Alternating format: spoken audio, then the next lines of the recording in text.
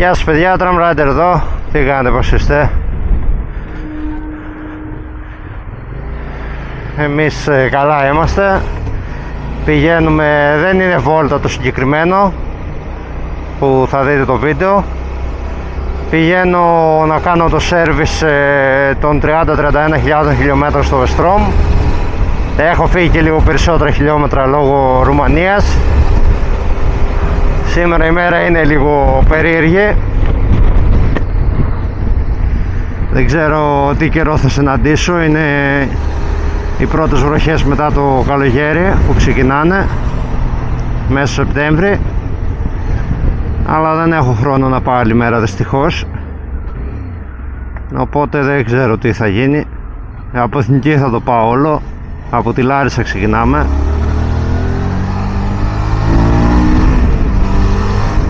Όπως είπα, από Εθνική όλο. Εκεί γύρω στα 130-140 θα πηγαίνω, εκτός αν πιάσει βροχή. Και τώρα το service αυτό που θα κάνουμε περιλαμβάνει λάδια φίλτρο λαδιού εννοώ. Θα φτιάξω πίσω τη βάση που έχει κοπεί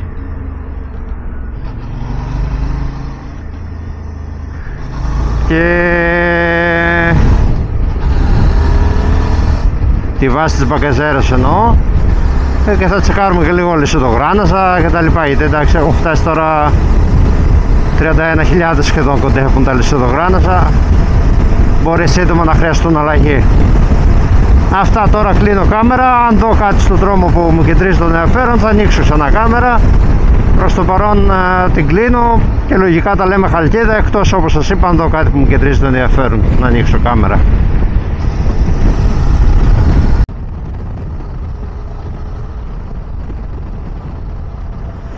Λοιπόν, άνοιξα λίγο κάμερα καθώς το GPS μας βγάζει εδώ από τη Ριτσόνα για Χαλκίδα.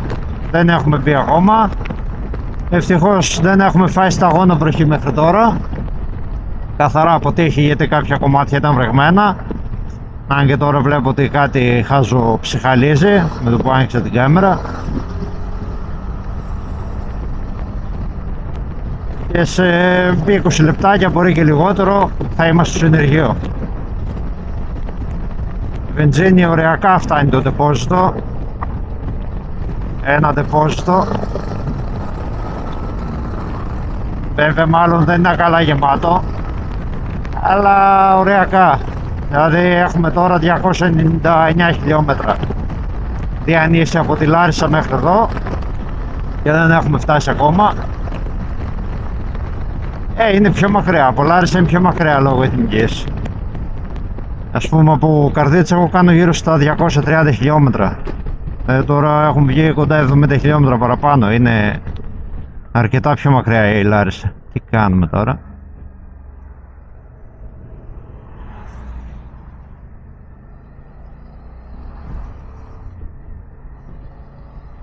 Τώρα δεν ξέρω πού να πάω. Πάω δεξιά. Θα πάω δεξιά.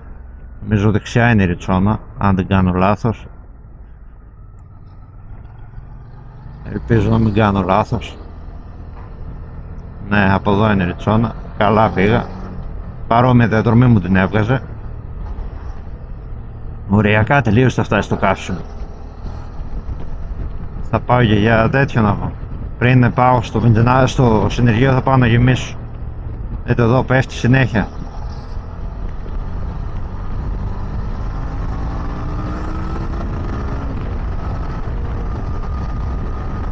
Τουλάχιστον έχω δοκιμάσει και ξέρω ότι αντέχει για παραπάνω.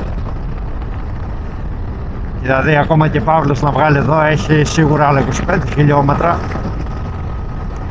μπενζίνη μέσα.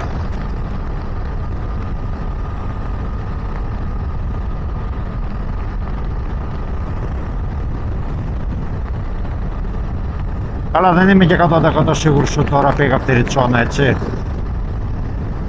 Μπορεί και ο δρόμος που ήταν, μάλλον ο δρόμος που ήταν ευθεία ήταν από εκεί από τη Ριτσόνα. Λακαία έκανα, αλλά εντάξει, δεν πειράζει. Γιατί δεν βλέπω κανένα σοβαρή στροφή εδώ πέρα.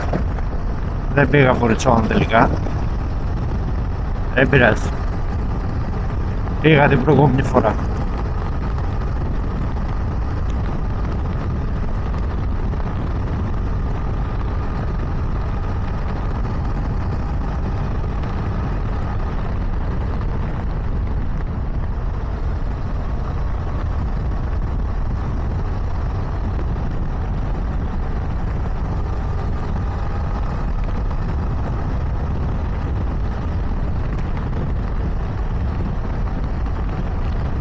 Έχει ρίξει λίγο νερό εδώ πέρα.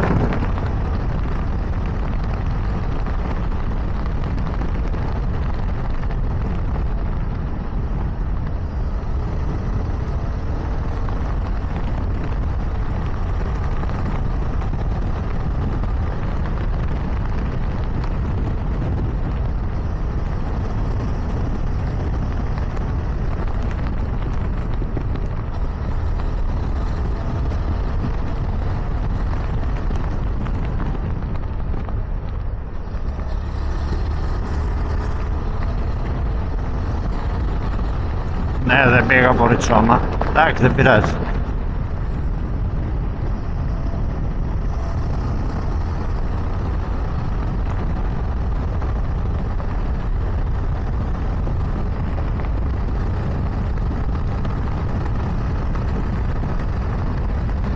Τώρα βλέπουμε σιγά σιγά τη Χαλκίδα.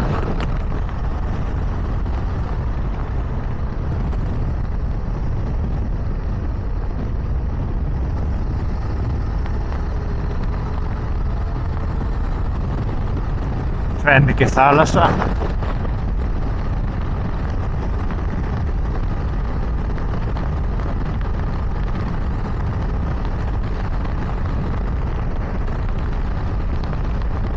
Και μόλις φτάσω στο βενζινάδικο θα κλείσω την κάμερα. Μας έβγαλε από τη νέα γέφυρα. Από εδώ που ήρθαμε. Ενώ αν πήγαινα από Ριτσόνα θα με έβγαζε την παλιά γέφυρα. Δεν πειράζει.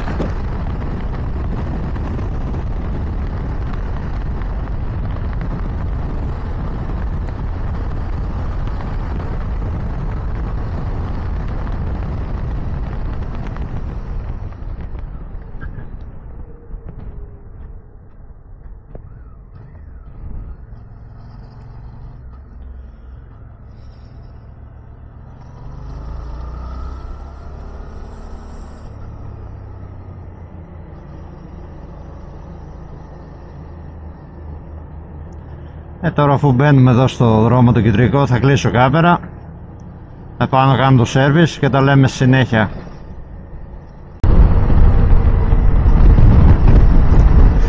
Άνοιξα λίγο κάμερα γιατί περνάμε εδώ τη γέφυρα της Χαλκίδας. Δεξιά και αριστερά θάλασσα. Τα τρελά νερά εδώ πέρα. Βασικά τα τρελά νερά είναι κοντά στην παραλία εκεί, στο κέντρο όλα. Εδώ δεν θα είναι τρελά, τρελά θα είναι και εδώ.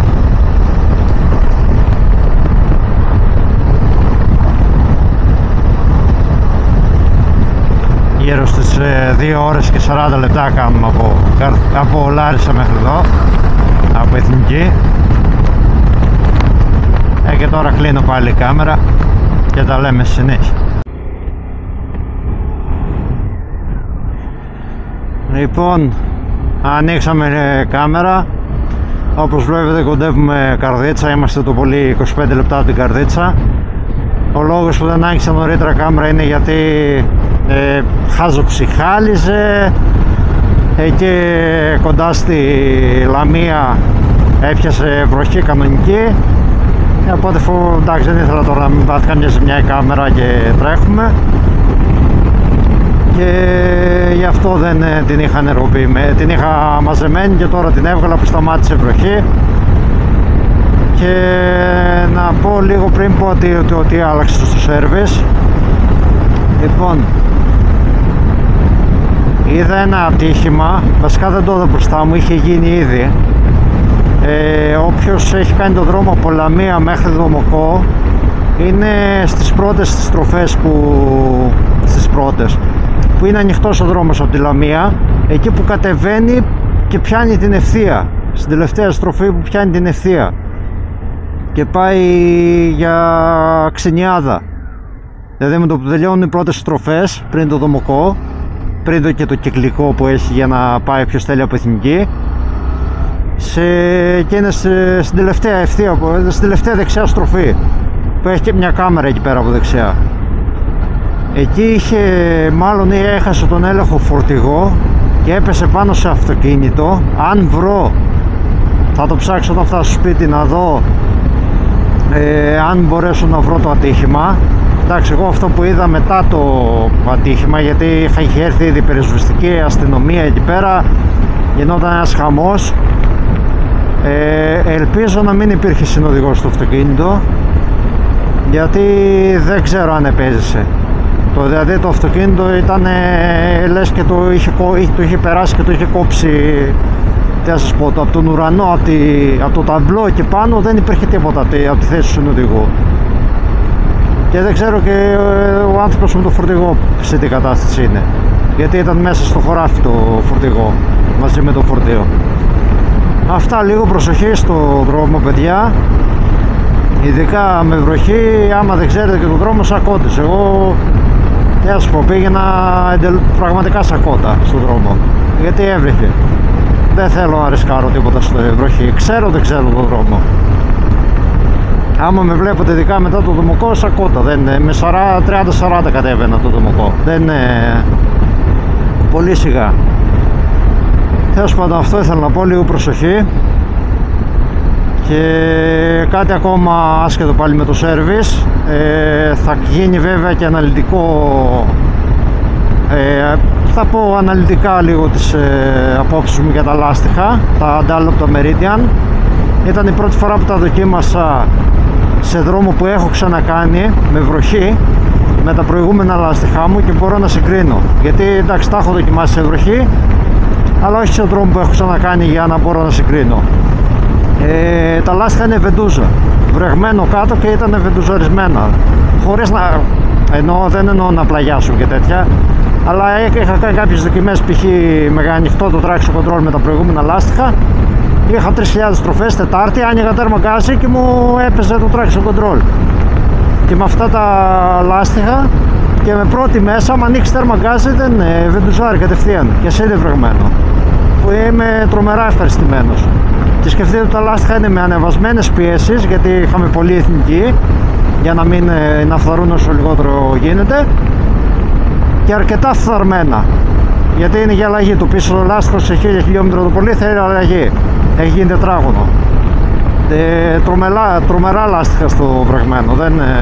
Δεν είπα, προσέξτε, δεν λέω για να στρίψετε, εγώ δεν ρισκάρω να στρίψω σε βρεγμένο για κανένα λόγο, αλλά το βεντουζάρισμα που είδα και στα φρένα και τα λοιπά μου άρεσε πάρα πολύ. Τέλος πάντων, κλείνει η παρένθεση και πάμε τώρα στο service. Λοιπόν, στο service αυτό αλλάξαμε λάδια, φίλτρο, αλλά χρειάστηκε χθες, βασικά χθες που καθάρισα εγώ την αλυσίδα, είδα ότι το πίσω γρανάζι, το μεγάλο δηλαδή, στο πίσω τροχό, είχε πολύ τζόγο και δεν μ' άρεσε αυτό. Και το είπα και στο μάστορα, το κοίταξαν, μου λέει έχει αρπάξει, εντάξει τα συνεμπλοκ είναι φαγωμένα, αλλά δεν θέλουν ακόμα τα συνεμπλοκ τροχόλαγοι, αλλά έχει αρπάξει, μου λέει, το ρουλεμάν του γραναζού. Μου λέει μπορώ να στα αφήσω, αλλά δεν σου εγγυώ, μου λέει, ότι δεν θα σε αφήσει κανένα βουνό. Και επειδή κάνω χιλιόμετρα αρκετά, λέω ας τα αλλάξω, να έχω το κεφάλι μου ήσυχο. Και το άλλαξα με γνήσιο πάλι Suzuki. Όλο το service μαζί με την αλλαγή αυτού του ρουλεμάν, μαζί με επισκευή της βάσης πίσω της μπαγκαζέρας, γιατί είχαν κοπεί δύο βίδες, όπως είπα και στην αρχή του βίντεο, στοίχησε 120 ευρώ. Εντάξει, τώρα καλά, άσχημα, νορμάλι είναι, μοτοσυκλέτα είναι, ξέρουμε ότι είναι ακριβά, εγώ θεωρώ ότι είναι νορμάλ. Εντάξει, τώρα άμα βάλω και καύσιμα για να πάω Χαλκίδα και να γυρίσω, αφήστε, έχει φύγει πάνω από 200 ευρώ ένα service, ένα απλό service. Επίσης, σε αυτό το service, όσοι έχετε δει με ξέρετε βασικά από το βίντεο του Motor Rider, την πρώτη φορά που μου είχε πάρει συνέντευξη ο Motor Rider, είχα αναφέρει ότι είχα μια μικρή σκουριά μέσα στο ντεπόζιτο και περίμενα για άλλη αντικατάσταση. Το ντεπόζιτο αντικαταστάθηκε τώρα. Δηλαδή πέρασαν περίπου 10 μήνες από τότε, βασικά και λίγο παραπάνω. Από τότε που το βγάλαμε φωτογραφία, το είδαμε τη σκουριά και είπαμε ότι θα αντικατασταθεί. Εντάξει, αρκετός καιρός, αλλά δεν είναι κάτι που μου ακινητοποίησε τη μοτοσυκλέτα.